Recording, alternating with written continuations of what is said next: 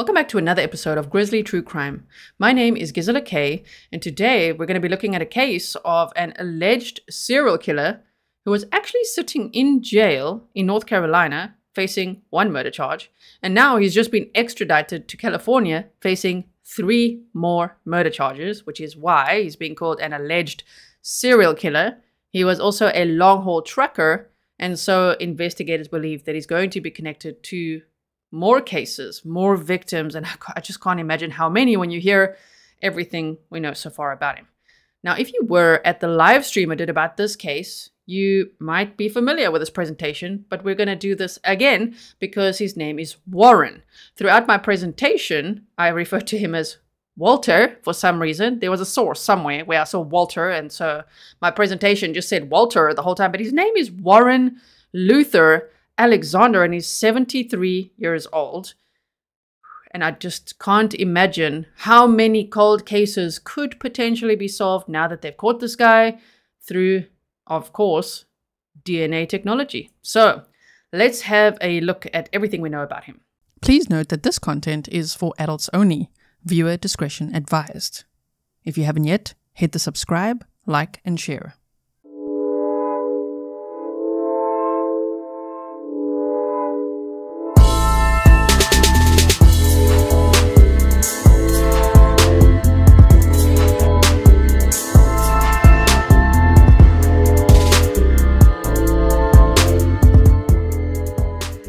So Warren Luther Alexander, you can see on the top right-hand corner, that's his first mugshot from his arrest in March of 2022.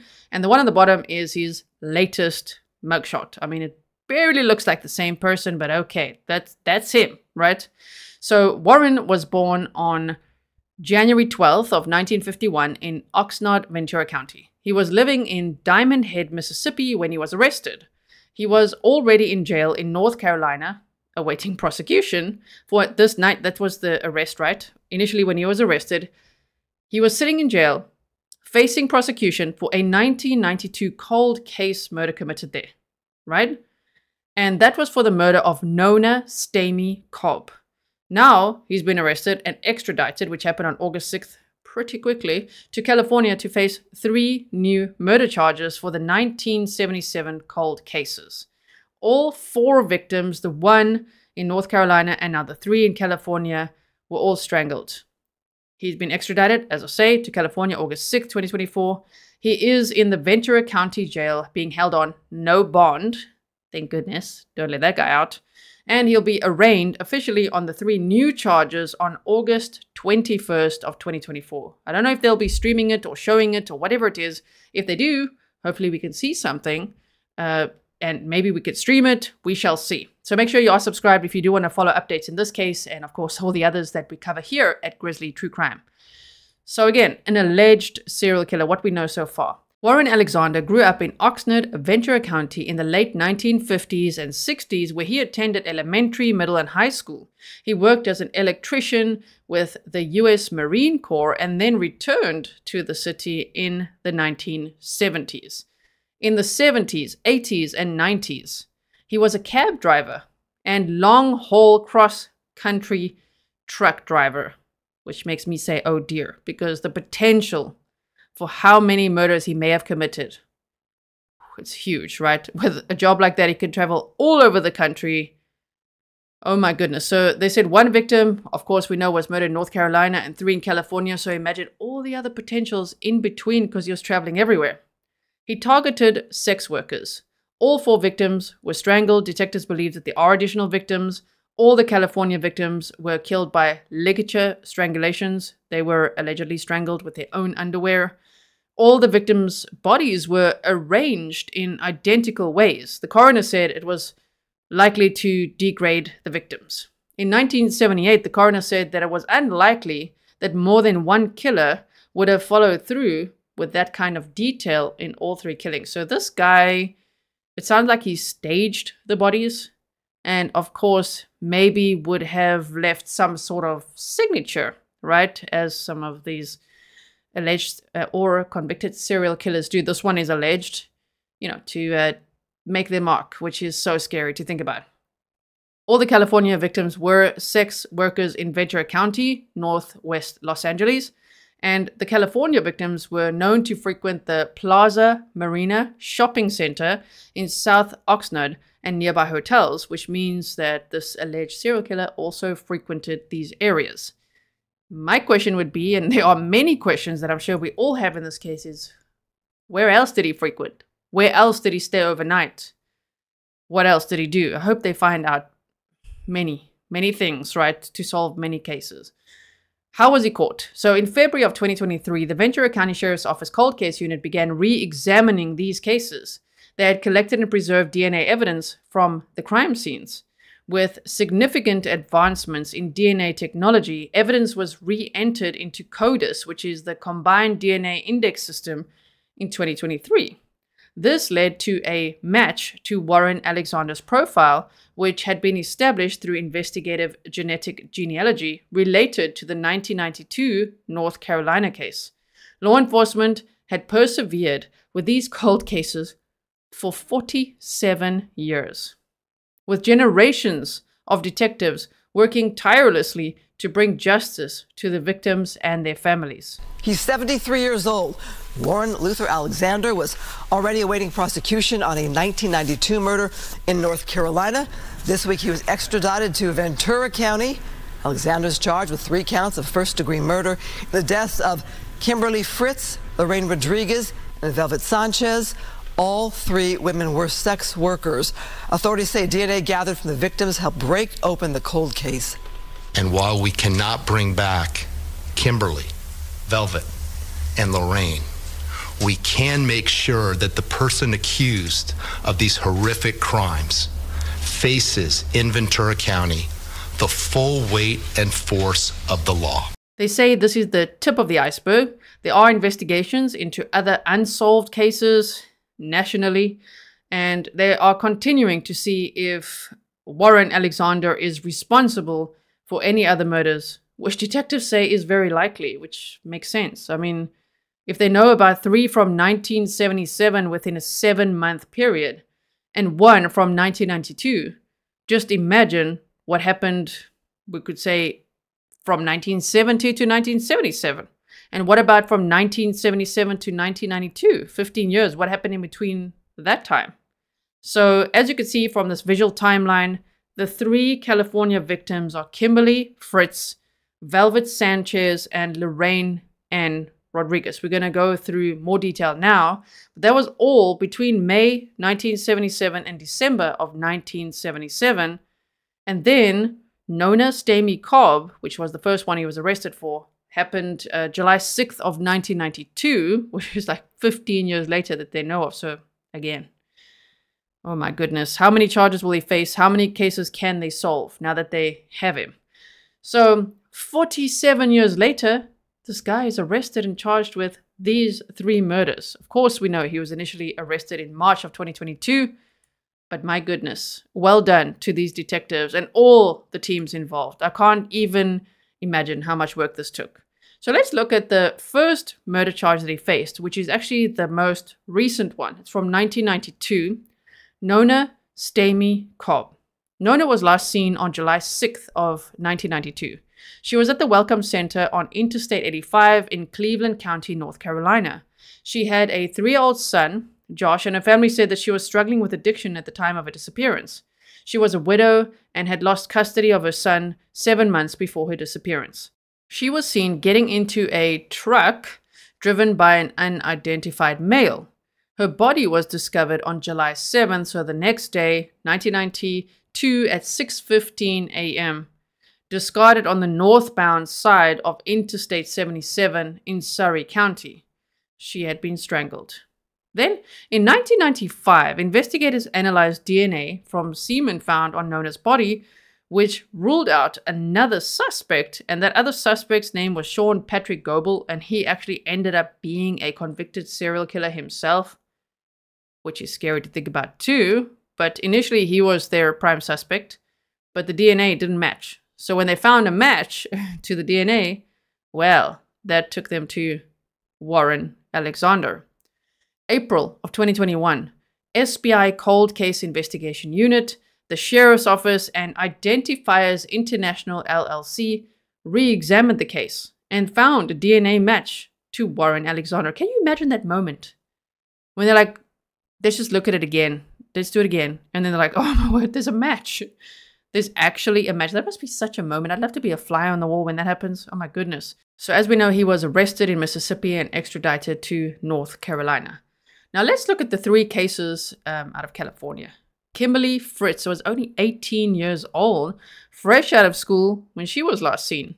She was one of 3 sisters who was born in Ann Arbor, Michigan, and she later moved to California. Her body was discovered in an Oxnard motel, apparently called the Marvin. I think it's been renamed to the Marv now, on May 29th of 1977 in the city of Port Hueneme. She had been strangled to death with her underwear. Shame. And then Velvet Sanchez was 31 years old. Now she was born in Amarillo, Texas. Velvet was a married but separated mother who had recently left her job at the U.S. Navy Exchange when she went missing. 4 months later, her body was discovered on September 8th of 1977 in the Via Motor Court Motel in the city of Oxnard. Now, she was living there at the time, because when I saw that, I was really wondering, why did it take 4 months to discover her body in a motel? But it's because that's actually where she was living. So maybe she paid up front for a few months or for the year, or whatever it was, and nobody checked on her, which is very sad as well. She had a ligature tied around her neck, which of course we know from other reports that it was probably her underwear. And a witness had said that they'd seen her return to the motel with a man. So we don't know much more. That's all they said at the press conference. Of course, then the audio cut out a bit, so I don't know if there's more information there. Of course, if I can get documents in this case, a probable cause affidavit or things like that, especially after he's officially arraigned on August 21st, then we'll meet again and talk about the case again. Well, I'm standing outside the Marv Inn. It's what used to be the Marv Inn. It's still a motel. It now has a different name. It's where one of the murders took place 47 years ago. For decades, Ventura County law enforcement believed 3 1977 murders were connected, but the cases had gone cold because there wasn't enough evidence to identify a suspect. Thanks to significant advancements in science and technology, all that changed last year. Just because a case has gone cold does not mean it should ever be forgotten. May 29, 1977, 18-year-old Kimberly Fritz was found dead in room 18 at the Marv Inn in Port Hueneme. September 8, 1977, 31-year-old Velvet Sanchez was found dead in the Via Motor Court in Oxnard, where she lived. A witness saw her return to the motel with a man. December 27, 1977, 21-year-old Lorraine Rodriguez's body was found on the bridge on Laguna Road in unincorporated Ventura County. All 3 women died by ligature strangulation. All 3 victims were commercial sex workers and were known to frequent the Plaza Marina shopping center in South Oxnard and nearby motels. On Tuesday of this week, 73-year-old Warren Luther Alexander was extradited from North Carolina to Ventura County to stand trial for the murders of all 3 women. Last year in 2023, however, a breakthrough emerged. Once again, detectives with the cold case unit on behalf of the Ventura County Sheriff's Department uploaded crucial DNA evidence into that nationwide DNA database. And in this case, a match occurred. Lorraine Rodriguez was 21 years old. Now, she was born in Kansas, and then her family moved to Oxnard. Lorraine had a son and a daughter and was described by her family as a loving and devoted mother who loved spending time with her kids. Her daughter was 3 years old at the time of her death, and at the press conference, I didn't hear how old her son was because the audio cut out. Lorraine's body was discovered on a bridge on Laguna Road in the Oxnard Plain area on December 27th of 1977. She had been strangled to death with her underwear. Now, there is another potential victim that media reporters had asked about at the press conference, Cassandra Lee Miller. An investigator said that yes, they are looking into her case as well, if it would be or could be connected to Warren Alexander, but of course they're looking at her case and many others. Now, Cassandra Lee Miller's body was found on October 1st of 1975 at the Surfside Motel in Port Hueneme. I don't have too much more information that I could find yet on what really happened to her. With any of these victims that I'm mentioning, if you have any connections to the families, if they want to send us more information about them, we always love to learn about them and, of course, to honor them, because this is all about justice for them. My email address is grizzlytruecrime@gmail.com. Okay, so what's next? So Warren Alexander will be arraigned on the 3 California murder charges on August 21st of 2024. This is all happening in Ventura County, California. The district attorney said that they will not be seeking the death penalty at this time, but they are going to be seeking life without parole, of course, if he's convicted. And the reason they're not is because they said witnesses are aging. So they need to proceed efficiently, which is why Warren was extradited so quickly as well. They said time is not on Ventura County's side. I quickly wanted to show you something that's back in the news, which is this highway serial killings initiative that was started by the FBI. And they made this map of these unsolved cases and all on trucking routes. And they apparently have like 250 suspects that could be truckers. Of course, please remember, this doesn't mean all truckers are bad. By far not. It's just that alleged or serial killers are taking advantage of jobs like that to be mobile, to be able to move across the country, across states, and commit the crimes that they want to commit, right? So I just want to read you this quickly, where they say in 2004, an analyst from the Oklahoma Bureau Investigation detected a crime pattern. The bodies of murdered women were being dumped along the Interstate 40 corridor in Oklahoma, Texas, Arkansas, and Mississippi. The analyst and a police colleague from the Grapevine, Texas Police Department referred these cases to our Violent Crime Apprehension Program, or VICAP, where our analysts looked at other records in our database to see if there were similar patterns of highway killings elsewhere. Turns out there were. So we launched an extensive effort to support our state and local partners with open investigations into highway murders. Today, we're publicly announcing our Highway Serial Killings Initiative to raise awareness among law enforcement agencies and the general public about this issue and our unique assistance on these cases. So this was dated 04/06/09. So this is already from 2009. So it's been in the works for a long time. I just think, this has probably also come a long way. And now with the arrest of this Warren Alexander, I'm hoping that they'll be able to solve more cases. So they said first some background. The victims in these cases are primarily women who are living high-risk transient lifestyles, often involving substance abuse and prostitution. They're frequently picked up at truck stops or service stations and essayed, murdered, and dumped along the highway. The suspects are predominantly long-haul truck drivers, but the mobile nature of the offenders, the unsafe lifestyle of the victims, the significant distances and multiple jurisdictions involved, and the scarcity of witnesses or forensic evidence can make these cases tough to solve, which is why one can see why a serial killer would do this, right? Why they pick a job like that, because they could literally travel everywhere and commit these terrible crimes. Oh my goodness, it's so scary. So they said enter VICAP, part of our National Center for the Analysis of Violent Crime and a National Repository for Violent Crimes.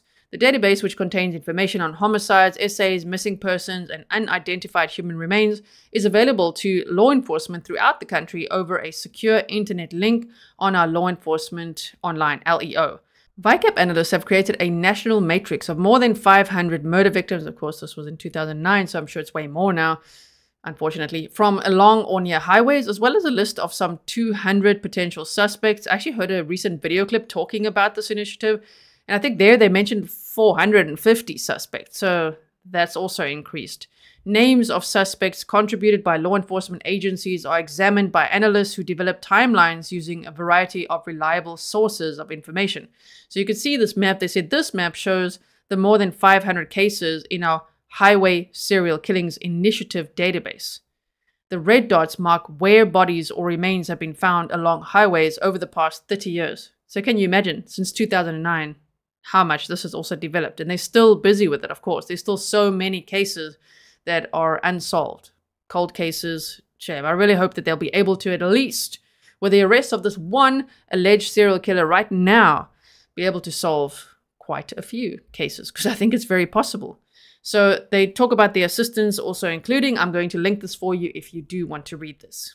Now, I'm going to be keeping a very close eye on this case. I'll keep you posted. If it's something that's just a small update, make sure to check out my YouTube Shorts or my community tab, because sometimes I'll just say something there if it's just, 30 seconds or something, or 1 or 2 lines of an update. So check that out. Also check my pinned comments, where normally I have timestamps there for you so that you can easily navigate through any video, particularly the trials I cover. You can just see any witness, things like that. But there in the pinned comments, if there's a big update or something, I'll also put it there. I'll update that.